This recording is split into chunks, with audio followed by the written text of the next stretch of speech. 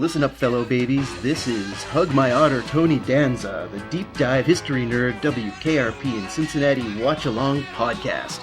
I'm your host, Matt Grasso, creator and curator of the Boys Who Like Girls Who Like Fairies.tumblr.com website, and I'm here today with my good friend, Rob McDougall. How you doing there, Rob? I'm good. Matt?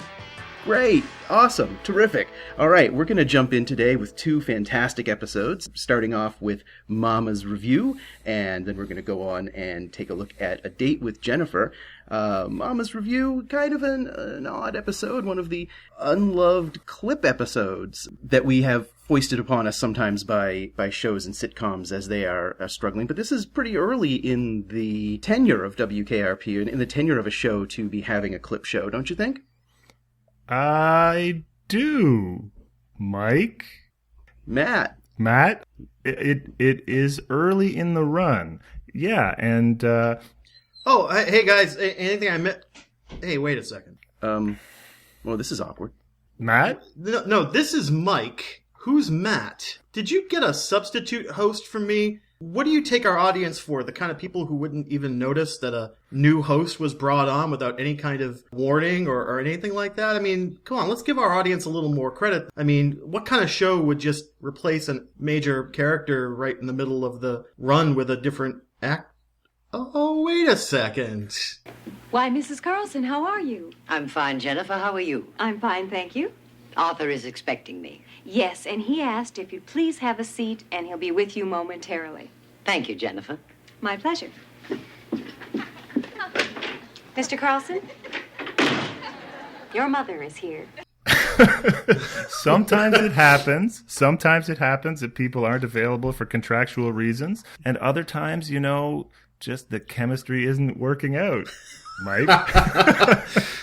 Well, anyway, we should probably explain to everyone that this week we've actually got a guest host. This is Mike Grasso, and on with us, with me and Rob this week, is Chris Tatro. Hi, everybody. The illusion has fallen away. Our clever and not at all staged intro banter skit has been revealed to the audience, yes. Although I will admit, Chris, it was very tough to tell you apart from me with that mention of my Boys Who Like Girls Who Like Fairies.tumblr.com. I've got at least 3 of those Tumblrs right next to Rob's steampunk WKRP fanfic blog, so yeah. Absolutely.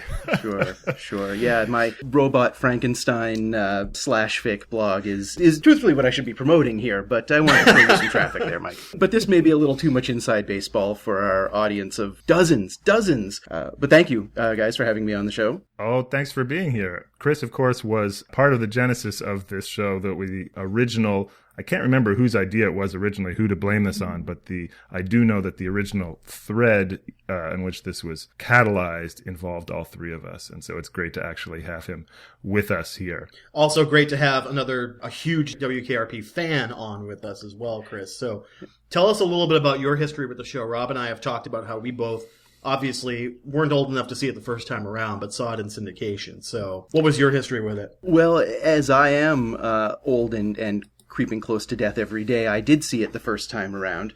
I was thinking about it before. I don't know that I've actually watched an episode in the last 20 years or so before I sat down to watch these 2 episodes for today. I probably saw them in syndication in the 80s. I know I saw some of them in the late 70s, but I've never gone back and rewatched or seen in my adult years. As a child, it was definitely a very formative show for me. I spent a lot of my early years wanting to be in radio, wanting to be a radio disc jockey. I had a little studio set up in the corner of my bedroom with... No way. I did, with a couple of turntables. One was a Fisher-Price record player. Records, for most of the audience, are these big, round vinyl things that you'll see if you watch these episodes. And a Radio Shack cassette player. I had two cassette players because I would record some shows off the radio, some songs off the radio, and then play back and mix things in. In high school, I got a job at our local small-town radio station, which was nowhere near as glamorous as I thought it was going to be from my memories of WKRP. And I got involved in college radio and then sort of drifted more into the academics side of thing when I was in college decided I didn't want to be the next Howard Stern or Dr. Johnny Fever. I really think that it was watching WKRP as a child that put that seed in me. That is great. That is terrific. And Rob, we've talked about how this show inspired a whole, I think, generation of DJs. I think that Hugh Wilson's talked about that before, how it was very sort of not only for the people who were in radio at the time, but ended up getting into it because they saw WKRP at a formative age. Yeah, that's right. And one of our running themes is that, whether or not it's a realistic portrayal of radio, it's kind of everybody's dream of what they want radio to be like. Yeah, it definitely wasn't realistic, as I found. The more that I got into it, the more I got involved. The ability to just choose whatever you wanted to play, the corporatization. Yes. I think I was working at WPNS. Yeah, they chose those call letters in Orange, Massachusetts. In the mid to late 1980s. It was just about at the time, it was before all the Clear Channel, buying up all the stations, but it was definitely in the heavier commercialization of radio than was portrayed. There was no Red Wigglers or local, little local sponsors. It was all, music fed in by satellite, and you don't get to play your own music. It was disillusioning, and probably why I'm not working at WAAF in Worcester playing the rock tunes like I always imagined I was going to be when I was in high school. You know Andy, don't you? Hello, Mr. Travis. Well, it's nice to see you again, Miss Carlson. Say, Mom, how are your sinuses? I know this weather always 4 months ago, when Mr. Travis joined us as program director, I agreed to let you change the format of this station to rock and roll. Right. Well, I'm here today for a full accounting of what's happened since then. I want to discuss your personnel and your progress. Okay. How about a nice hot cup of tea? Unfortunately, I do have other meetings to attend, and I can only give you 20 minutes. No tea. So our little gimmick at the beginning of the show is meant to kind of evoke the fact, and I think we mentioned this in the pilot, that the Mama Carlson character, who is a recurring more than a regular character, is played by a different actress in this and subsequent episodes of WKRP. And she's such a central part of this episode and kind of acts as a foil for the big guy and Andy. It's kind of interesting to see that now that they had an actress who I think gets the humor and sort of gets what the show is about, they use her very prominently in this episode, and she becomes the sort of mechanism by which we get to have this lovely clip show. Yeah, that's right. In the pilot episode, Mama Carlson is played by an actress named Sylvia Sidney. Is that right? That the reason they didn't bring her back is that the comedy wasn't working? Is that something we know, or that's just? Yeah, Sylvia Sidney just basically apparently didn't get the humor at all and wasn't really game for continuing the role. So they brought Carol Bruce in for this and for the rest of the run of WKRP, and she does a great job. I mean, again, you're dealing with a character who has to be, the Margaret Dumont of this sort of wacky radio station, and kind of great at sparring with both her son and with Andy. Yeah, and Carol Bruce is terrific. She absolutely is game for the humor. Because this is probably the last time we'll get to talk about it, though, I just called up Sylvia Sidney's IMDb page. Sylvia Sidney, who plays Mama Carlson in the first episode, she's kind of like, boy, call up this page, a long list of credits. Born 1910, passed away in 1999. She was an ingenue starlet in the 1920s and 1930s, going all the way back. So you look at this list, and she's kind of a looker too back in the day, all the way back to Confessions of a Co-Ed in 1931, and Through Different Eyes in 1929, and then just this acre of screen credits all the way up to WKRP in the 70s, and the movie Mars Attacks in 1996. Oh, right. Yes, she was the grandmother. She's the grandmother. The remake of Fantasy Island in the 1990s. Veteran of pretty much all of 20th century Hollywood. In 1978, she might have wondered what she was doing there with these 70s burnouts, or simulations of 70s burnouts, on this funny little sitcom getting off the ground. You two, come in here. Sit down. Get in here, both of you. The whorehouse was my idea. I want Beetlejuice out of the picture. You two have really screwed up. I received word that you allowed yourself to be photographed. And you let Beetlejuice out and didn't put him back. And you let Otho get hold of the handbook. A handbook? When? Never trust the living. We cannot have a routine haunting like yours provide proof that there is existence beyond death. So Carol Bruce has a not unimpressive IMDb listing as well. She seems to have started back in the 1940s. She's played the King in Yellow. Oh, she was in an episode called The King in Yellow. I'm going to have to look into that one. Holy shit, you're right! The Lovecraftian nerds in our audience are jumping up and down, and everyone else is scratching their head. Well, so she doesn't have a whole lot to do in this episode, but yeah, I do think that Carol Bruce absolutely fits into the ensemble, the WKRP ensemble, and does a great job with this part. She's not a whole lot older than Gordon Jump, who of course is notionally playing her son. Unlike, you could buy Sylvia Sidney as Mr. Carlson's mother. Carol Bruce looks a little young. I guess she's well preserved. It might be because she just reminds me of Angela Lansbury, but it's a little bit like, you guys know The Manchurian Candidate, the classic film The Manchurian Candidate, and Angela Lansbury plays Raymond Shaw's mother in that movie, but she's only about 5 years older than the actor playing Shaw, which helps with the movie's kind of there's a little bit of an incestuous Oedipal kind of theme there.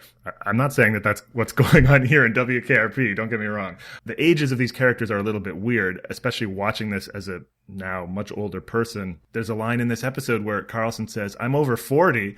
And I'm over 40. We're all over 40. Not me. Surely... Not yet. Good point. Good point. A few months. Surely Mr. Carlson is considerably more than 40. Hi, Father. Hey, guy. Listen, son. You were out all night. Where were you? Out partying? That's cool. Listen. Do you want to smoke a doobie with your old man? No, thanks, Dad. It's 10:15 in the morning. Your loss. I'll split it with my lawyer. Exactly, and I was going to say, I think when we first discussed the pilot, Rob, I was kind of, or maybe it was less on a ledge, I was shocked that Richard Sanders was only 40 during the shooting of this first season. I mean, obviously he comes across much older. And we'll talk about this a little bit, I think, with the next episode. But, I mean, age definitely, it looks like, hits different people, in this cast. Sorry. Gordon Jump was born in 1932, you said, right? Right, which makes him in 78, 79... 45, 40, 46? He's as old as I am. Yeah, and I'm not far behind. Well, so I'm older than Les and almost as old as Mr. Carlson. Jeez, I got a long way to go. My life is starting to flash before my eyes. For some reason, I can only remember things that happened about a year and a half ago. Yep, I can't remember anything before that time Larry and I got stuck on that stupid roller coaster. So like Matt was saying in the opening, this is what we call a clip show. And the premise or the framing device is that Mama has come to review the things that have happened at the station since the format change a few months ago. But of course, that's just an excuse to show clips, some of the funniest favorite clips from the first 8 episodes. There's only been 8 episodes so far, so it's not like they have a real deep archive to reach into. And more or less, the clips introduce the characters. In some ways, this episode is like a new pilot or a retread of the pilot as they go through each of the characters, although they don't even have a clip for Bailey. But they go through each of the characters and give us one paradigmatic clip that gives us a sense of them and shows us, the high points, the comic high points from the first season, of course, the turkey drop and the hold up at Del Stereo and a couple of the other big moments. So Rob, usually there's a reason for a clip show. Like there's a writer's strike or they've run out of original ideas for a season. They need to fill up one of their episode orders. But there's actually a very specific reason why they did a clip show at this early point in the first season. So you want to talk about that? Yeah, that's right. WKRP launched with quite a bit of fanfare, as we talked about, in September 1978, and was really expected to be a big hit. The pilot got good ratings, what they call a 30 share, which means 30% of the TVs on were watching. That's something like 14 million TV sets in 1978. Wow. But the ratings kind of slid over the next series of episodes. They were up against Little House on the Prairie and Monday Night Football. There's a quote from Gordon Jump. He said, "We're losing out to the jocks and the juveniles and the senile." Wow, that's a little punchy for the big guy. So the ratings slid, and you won't be surprised to know that the nadir of the ratings was Love Returns, the Andy-centric episode that aired right after the Thanksgiving one. So they pulled the show. Nowadays, a show not being on from November to January, we wouldn't call that canceling or hiatus. That's just par for the course, right? That's a half season or whatever. But they pulled the show, and it was said that the show had been canceled or at least pulled for retooling. And this is the first episode back in January of 1979.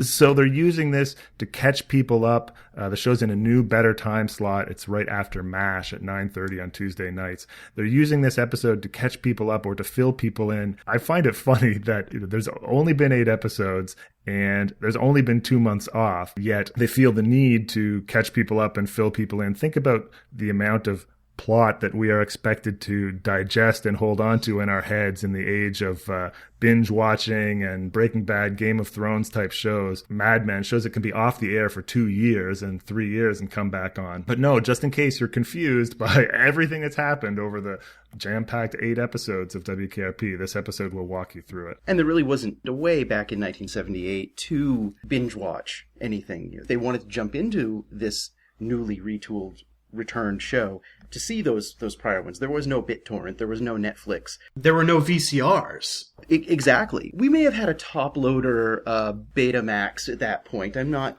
The old top loader. Again, shows like Game of Thrones, shows like Walking Dead, you could have all manner of development in 8 episodes that you've missed. Here, any sitcom in the 1980s, not so much. You could probably come in pretty clean and not have to worry about all the backstory that you'd missed.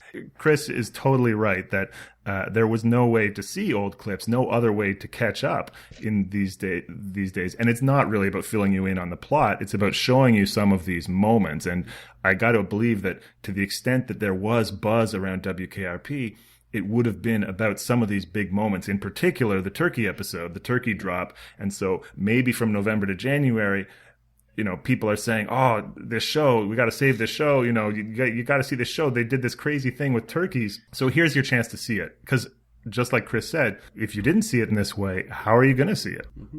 And those clips that they show, those are the ones that have stuck with me for the last 30 years. My family referenced Chai Chai Rodriguez's line constantly. Probably a week didn't go by where we didn't mention it. The turkey drop, of course. No, these are all classics that endured in those first episodes.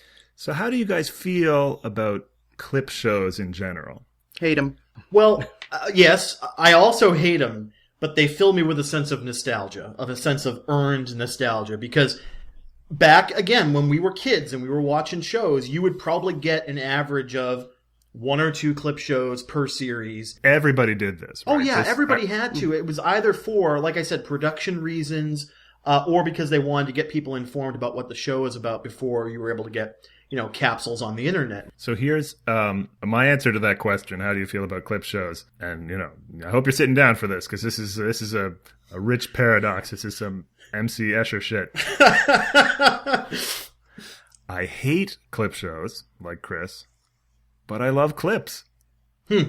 As a kid, as a teenager, anytime you're ready to watch something new, you're game to watch something new, you're sitting down, yeah, bring it on.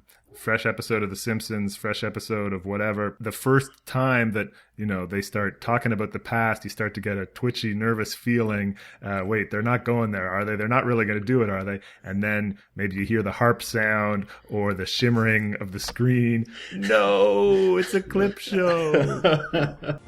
Next time on Star Trek, The Next Generation. Commander Riker is invaded by an alien parasite. My whole leg just went dead. Their growth rate is doubled. It's attacking his brain, and nothing can stop it. Respiration is erratic, pulse grossly irregular, blood pressure almost nil. Can anything save him from a tragic death? Hang on, Will. Hang on. Find out next time on Star Trek, The Next Generation. But then I gotta say, what's so bad about seeing my favorite little bits of shows over and over again, especially, as we said before, in the days when you couldn't see them easily. Like as a kid, I think about, I really loved, did you guys, when you were kids, did you watch the Oscars? No.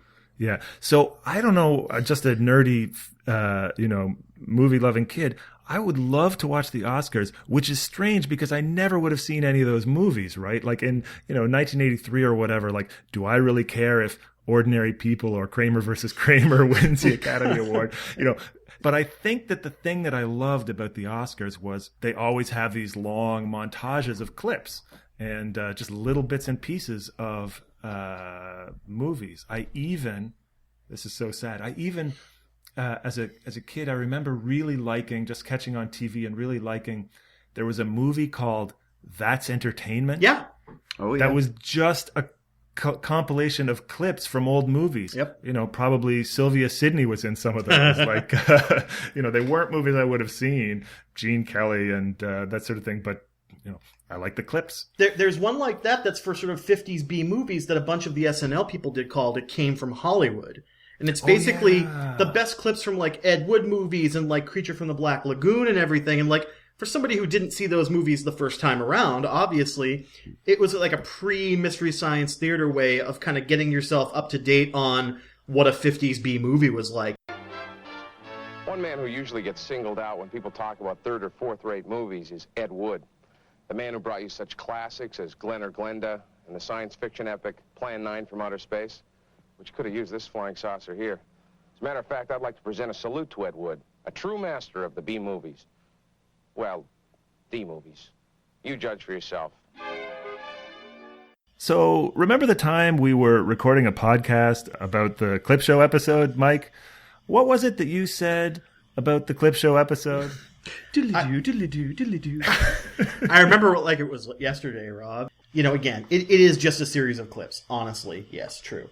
But let me sort of take a step back and say this is the first episode of WKRP so far where I've actually enjoyed what Gary Sandy has had to offer as Andy. He plays flustered really well, and it's obvious that Mama Carlson also scares him the same way she scares the big guy.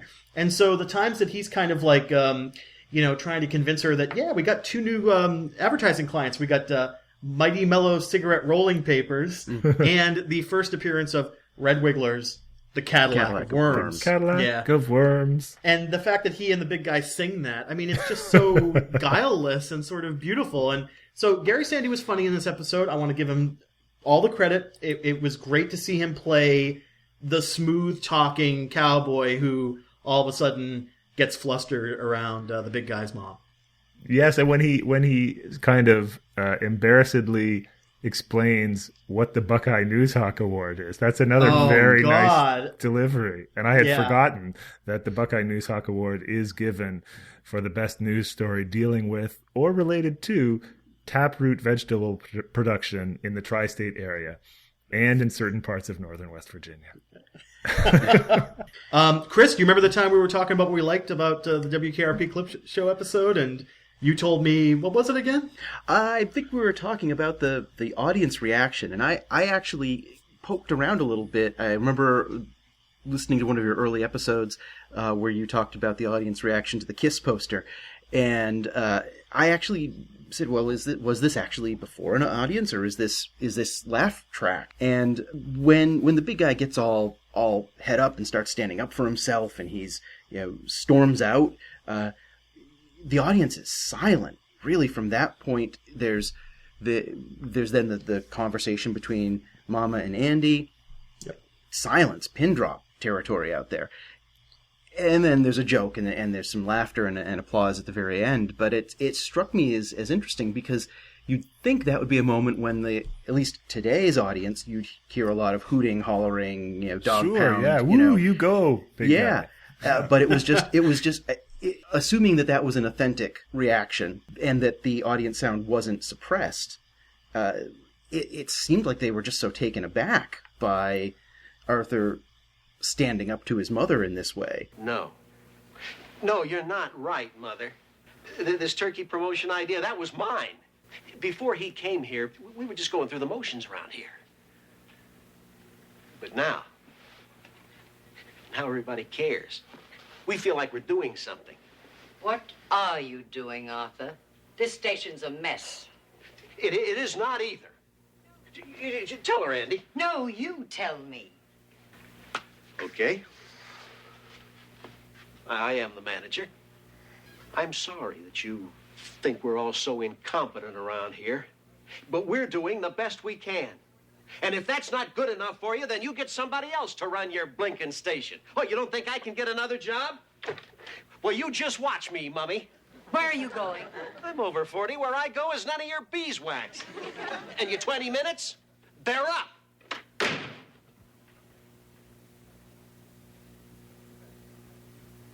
Perfect.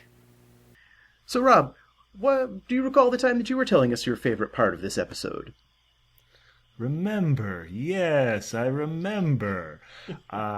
Well, I noticed that the clips, of course, are introducing each of the characters, but I couldn't help notice that they did a funny thing with some of the less used characters. So obviously we have a classic Les moment, a couple of classic Johnny moments, a great Herb moment.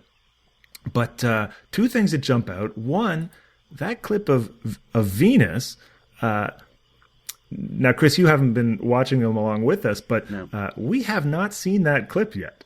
That was that memory or fugue state that they pass into was nothing we've seen before, and it seems kind of I don't know, the way in which it's sort of discrete and unattached to any particular plot point. It's just Venus doing his thing, being Venus-y.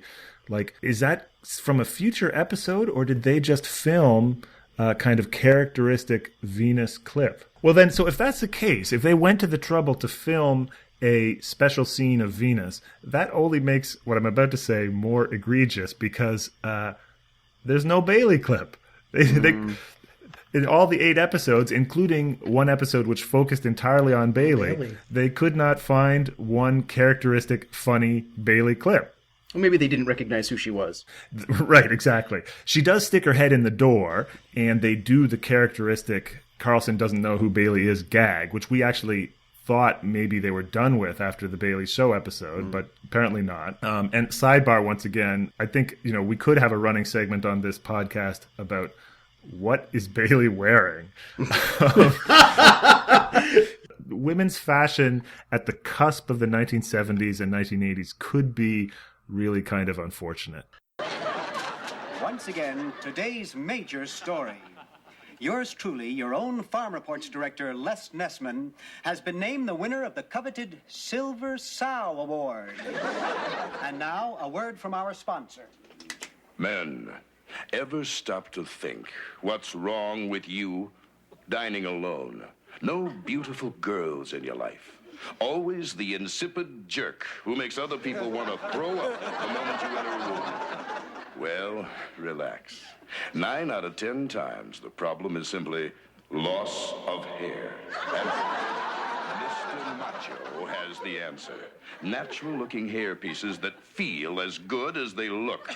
In the wind, in the jungle, in the shower, when you're with that very special girl. Only you and Mr. Macho will know your secret. So in Cincinnati, dial 555-MCHO. That's 555-MACHO.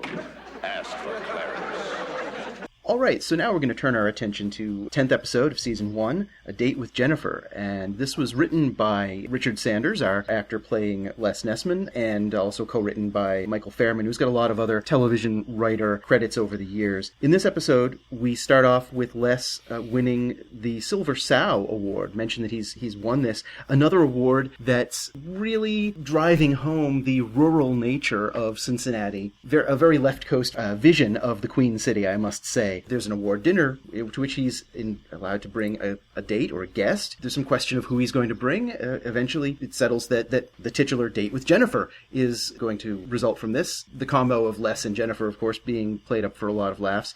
But we also have the B plot that ties in very nicely of the big guy issuing a lot of memos and Herb getting very jealous that Jennifer's attentions are being directed towards Les, manipulating big guy into a memo on no fraternization among employees because it might lead to sex in the hallways. Yeah, I don't think I want that in my brain.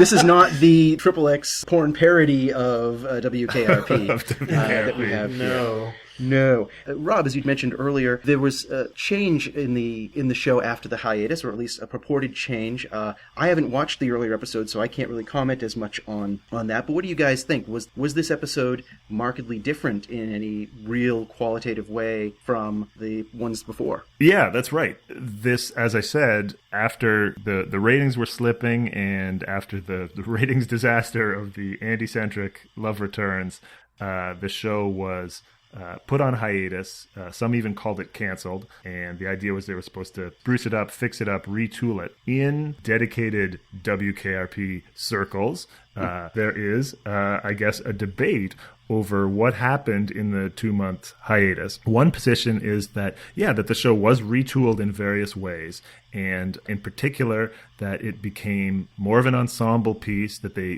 gave up on the idea that Gary Sandy was the star, that the show was about Andy Travis. And another thing that allegedly happened in the interim is that Jennifer's character was reworked. Remember that this was sort of the heyday of Jiggle television. Charlie's Angels premiered in, I think, 1976, and Three's Company the following year. And then WKRP, which opened with such fanfare in 1978, a lot of the publicity focused on Lonnie Anderson, Jennifer Marlowe. And I think a lot of people got the idea that she was another bimbo, dumb blonde character. And the show was took a lot of flack from that, even from its own creator. Mary Tyler Moore kind of distanced herself from the show. She was asked about it and she said, well, I wouldn't watch it. Wow. So anyway, there's one line of thinking is that the show was retooled, changed around in these ways, and when it came back in January, it had this new time slot, and it did much better. The second half of season 1 was its best time on the ratings. Hugh Wilson, who made the show, his version of events is that nothing was really changed. He says, we said we were going to retool it. They wanted us to retool it, but we liked the show how it was. He said it was always going to be an ensemble show. Jennifer was always going to be a smart, sensitive character. She was never a dumb blonde. That the whole difference in ratings has everything to do with the change in time slot. So I think you're right. I think Hugh Wilson nailed it. I mean, you can't underestimate the value of a MASH lead-in. I mean, MASH was huge in the late 70s. I mean, It was an institution at this point. To have that coveted time slot had to mean a huge amount of new viewers to WKRP. And so I agree with Hugh Wilson. I think this is the same show. The set that is introduced in this episode, the bullpen, as it's come to be known, adds a lot. It gives the people who are not the big guy a place to hang out. It's a little different from Andy's office, too. It's a collective space. Herb's got his desk. Les has his office, quote unquote. Another classic. Look. I went to the trouble of putting these lines here to indicate the walls of the private office a news director should have. I would appreciate it if you would be kind enough to observe them.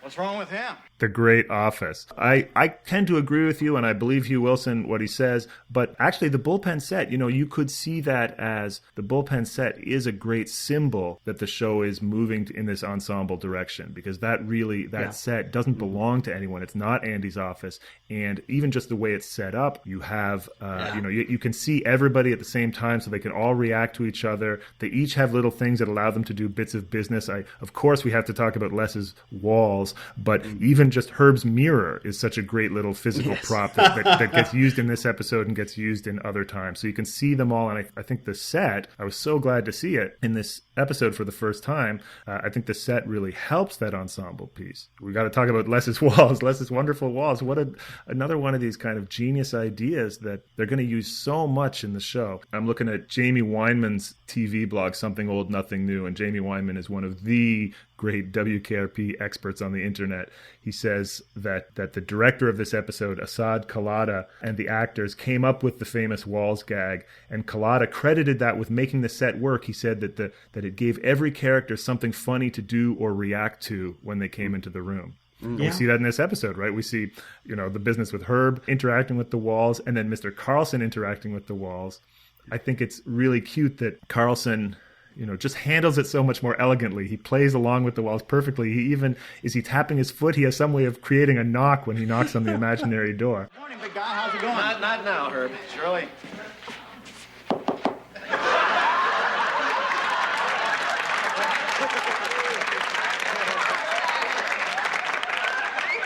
Yes? Les, this is Mr. Carlson. I just heard about your award. Congratulations. Thank you, Mr. Carlson. Hey, just wanted you to know that we're all very proud of you.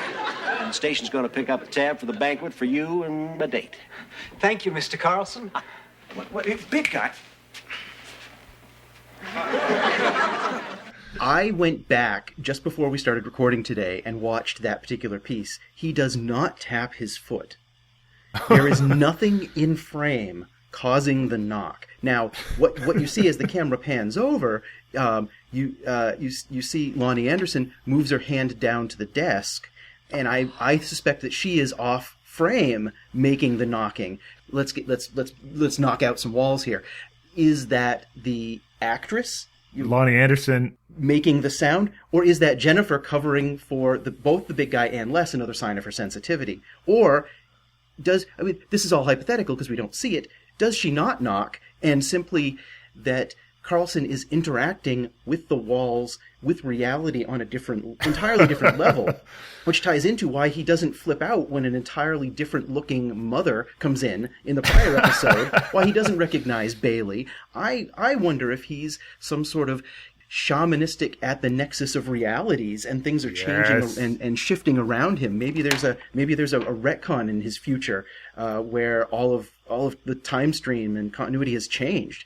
But yeah, he leans against the wall. He leans right when he thinks of one more thing and ducks his head in. He does a wonderful little lean against the non-existent wall. That is wonderful, Chris. Boy, I think we have our Cincinnati Triangle elliptony segment already for this episode. Oh, just you wait.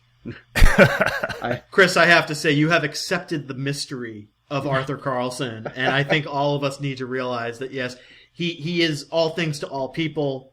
He's the Fisher King. He is a demiurge. He is basically, the center of this WKRP universe.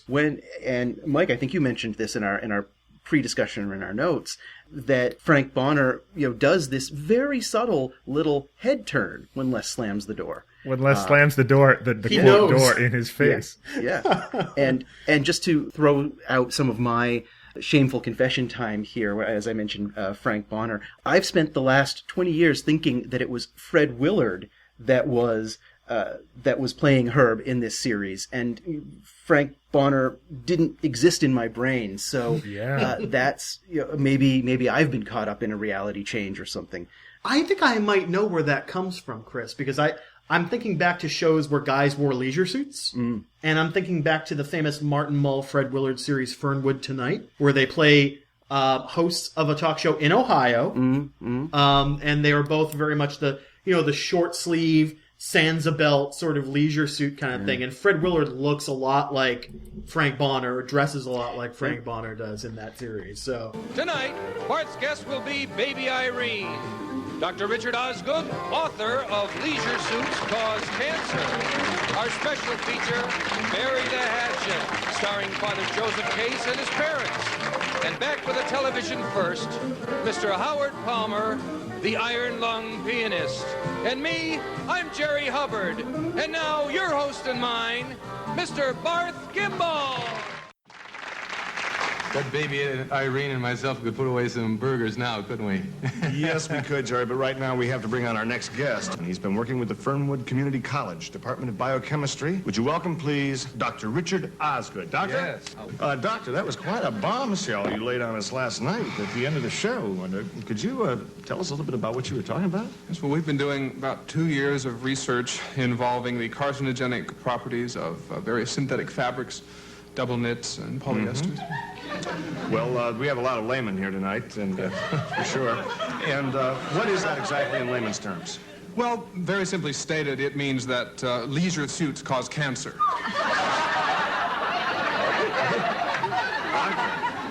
Exactly how does that happen?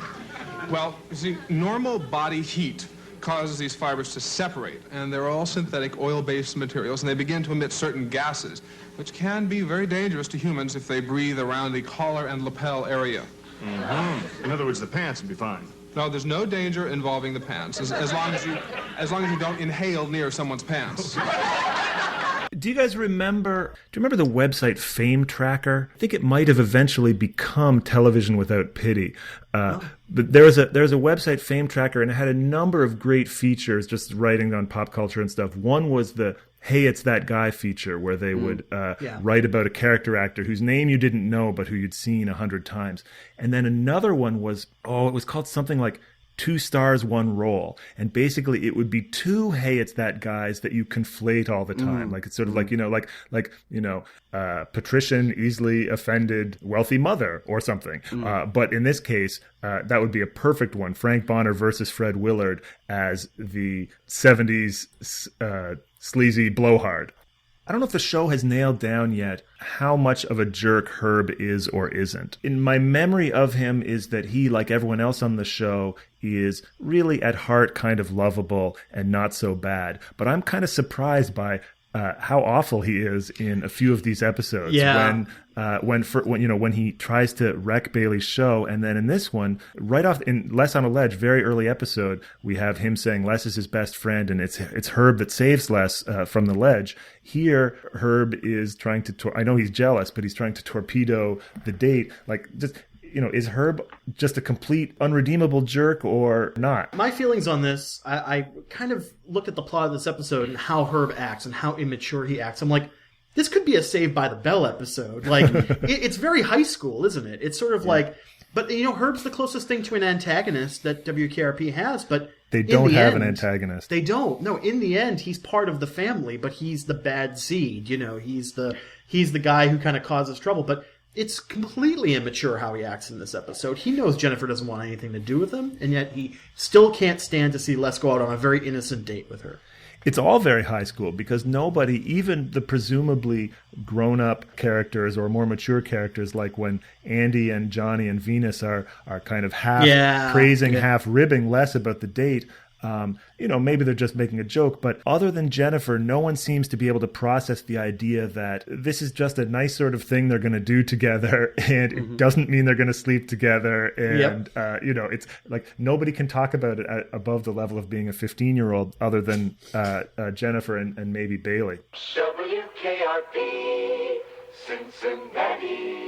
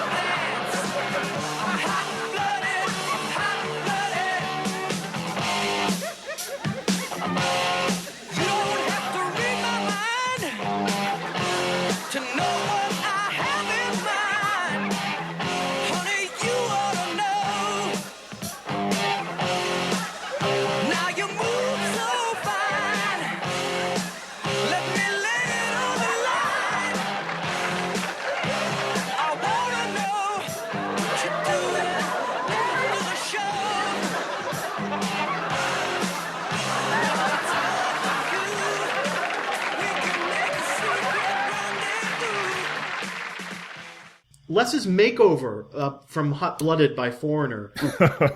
If you have the current version of the re-release of the DVDs, I was treated to a song that was certainly no Hot Blooded. "You're Too Much" was the song, and it was recognizable, but it's great how his choreography as he's putting on the ascot and the 3-button blazer is great. But what we're dealing with here, Les, is the male version of the librarian who takes off her glasses and lets down her hair. In this case, Les lets down his hair quite literally and getting a toupee, and becomes like this person with a lot of like confidence, self-confidence, and it's so charming. He becomes and it's like Mr. Macho. Exactly. It's this inversion of the sort of usual, if she only took her glasses off. It's the second less centric episode in the first 10 episodes of the season. I mean, it's sort of like... It's interesting that Richard Sanders wrote this episode almost to showcase, to bring forward Les, and does it so strongly. It helps the comedy of this episode that we talk about how badly Jan Smithers is treated by the fashions of late 1970s. I think it helps the comedy of this episode that what Les transforms into is, a pretty ridiculous character. Yes, he is suave, but the great double-breasted sort of yachting blazer and the ascot and that wonderful curly wig. He looks more like Charles Nelson Riley than any kind of playboy. Very much. You know what I mean? He needed the pipe and a yacht cap.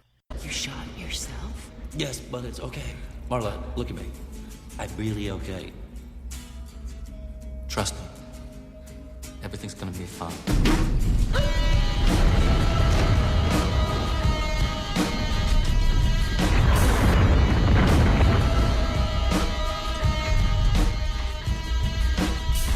You met me at a very strange time in my life. With your feet on the air, your feet on the ground.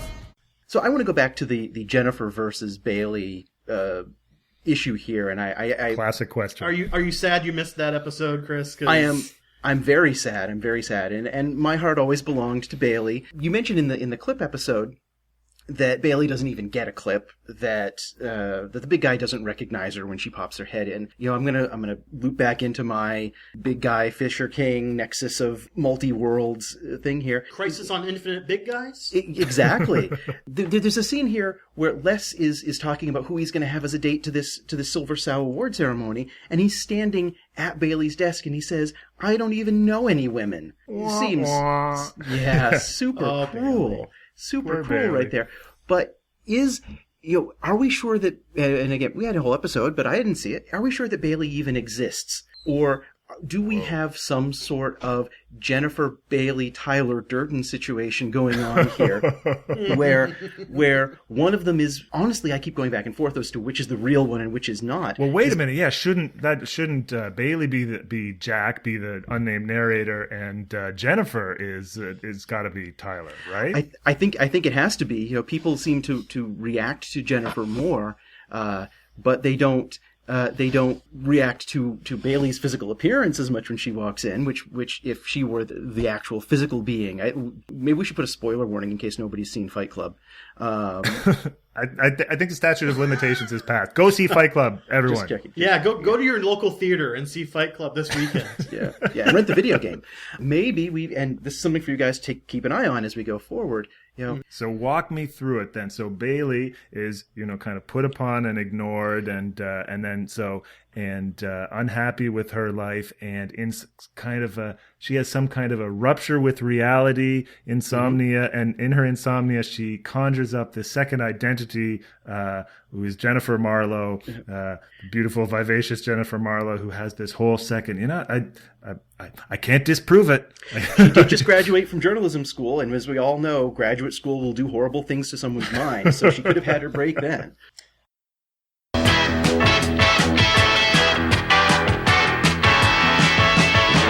Hey, thanks for listening, everybody. We'll be back soon with more WKRP riffs and memories. If you like this well enough to listen to the whole thing, tell somebody about it. We're online now at holdmyorderterribledresser.com, which wasn't taken, and will be up soon on iTunes and the other one. Good day, and may the good news be yours.